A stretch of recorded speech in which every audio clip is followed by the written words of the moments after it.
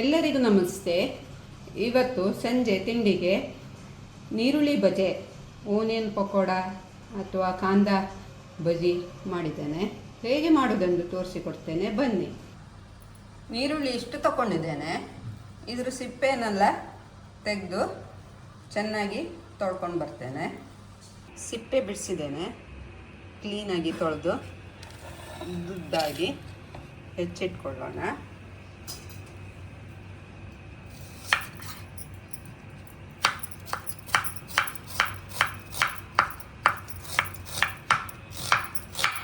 ಈ ಥರ ಉದ್ದುದ್ದಾಗಿ ಹೆಚ್ಚಿಟ್ಕೊಳ್ಬೇಕು.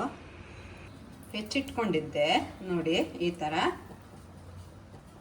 ಇದಕ್ಕೆ ಉಪ್ಪು ಸೇರಿಸಿ ಇಡ್ತೇನೆ ಈಗ.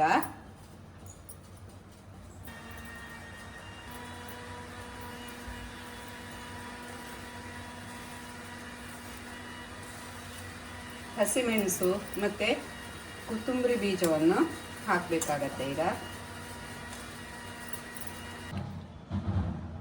ಕೊತ್ತಂಬರಿ ಬೀಜ ಇದನ್ನು ಸ್ವಲ್ಪ ಕುಟ್ಟಿ ಹಾಕ್ತಾ ಇದ್ದೇನೆ ನೋಡಿ, ಈ ಥರ. ಇಡೀ ಅಲ್ಲ, ಒಂದು 3 ಹಸಿಮೆಣಸು ತಗೊಂಡಿದ್ದೆ, ಇದನ್ನು ಕೊಚ್ಚಿ ಹಾಕ್ತಾ ಇದ್ದೇನೆ. ಕರಿಬೇವಿನ ಸೊಪ್ಪು, ಅಕ್ಕಿ ಹಿಟ್ಟು 2 ಚಮಚ,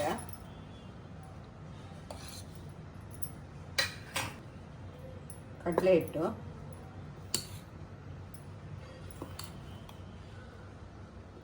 ಹಾಕಿದ್ದೇನೆ. ನೋಡುವ ಮತ್ತೆ ಬೇಕಾದರೆ.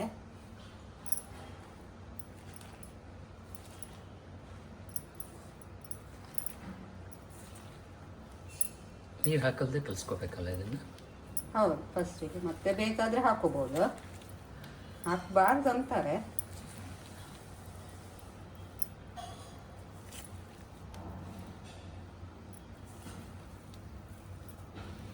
ಖಾರದ ಹುಡಿ ಎಷ್ಟು ತಗೊಂಡಿದ್ದೇನೆ, 1 ಚಮಚ.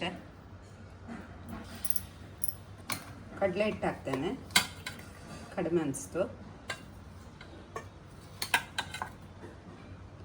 ಉಪ್ಪು ಆವಾಗ ಸೇರಿಸ್ಬೇಕಂದಿಲ್ಲ, ನೋಡಿದರೆ ಆಯ್ತು. ಮತ್ತೆ ಇದು ನೀರು ಹಾಕಿದರೆ ಮತ್ತೆ ಬಿಡ್ಲಿಕ್ಕೆ ಕಷ್ಟ ಆಗ್ತದೆ. ಅಕ್ಕಿ ಹಿಟ್ಟು ಹಾಕೋದ್ರಿಂದ ಸ್ವಲ್ಪ ಕ್ರಿಸ್ಪಿ ಅನಿಸ್ತದೆ, ತಿನ್ನುವಾಗ ಖುಷಿ ಆಗ್ತದೆ. ಎಣ್ಣೆ ಬಿಸಿಗಿಡುವ. ಎಣ್ಣೆ ಬಿಸಿಯಾಗಿದೆ.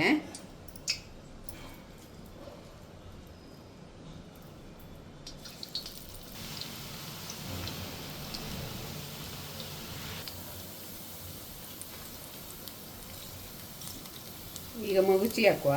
ಈರುಳ್ಳಿ ಎಲ್ಲ ಮೇಲೆ ಬಂದಿದೆ ನೋಡಿ ಎಣ್ಣೆಯಿಂದ. ಹಾಕಿದ್ದು ಕೂಡಲೇ ಮಗುಚಿ ಎಲ್ಲ ಹಾಕ್ಲಿಕ್ಕೆ ಹೋಗಬಾರ್ದು.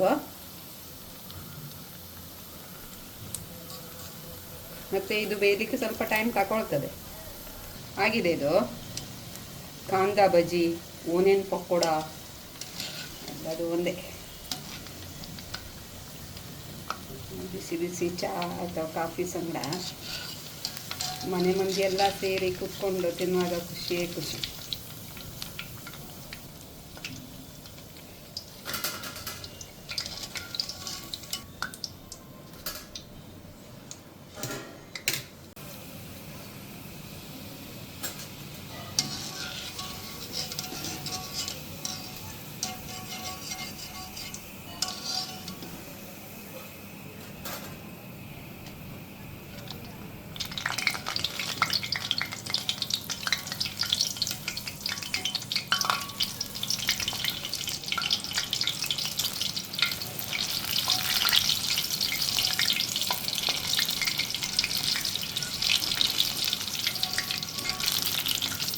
ಇದು ಕುಸ್ತದೆ, ಸ್ವಲ್ಪ ಹಾಕಬೇಕು.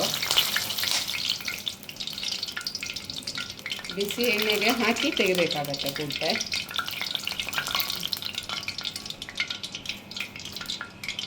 ಆಗಿದೆ, ರೆಡಿಯಾಗಿದೆ ತಿನ್ನಲಿಕ್ಕೆ. ಬಿಸಿ ಚಹಾ ಸಂಗಡ ಟೊಮೆಟೊ ಕೆಚಪ್ ಮತ್ತು ಕೊತ್ತಂಬರಿ ಸೊಪ್ಪು ಮತ್ತು ಪುದೀನ ಸೊಪ್ಪು ಹಾಕಿದ ಚಟ್ನಿ. ನನ್ನಲಿಕ್ಕೆ ಇದ್ರ ಸಂಗಡ ಹಸಿಮೆಣಸು. ಬನ್ನಿ.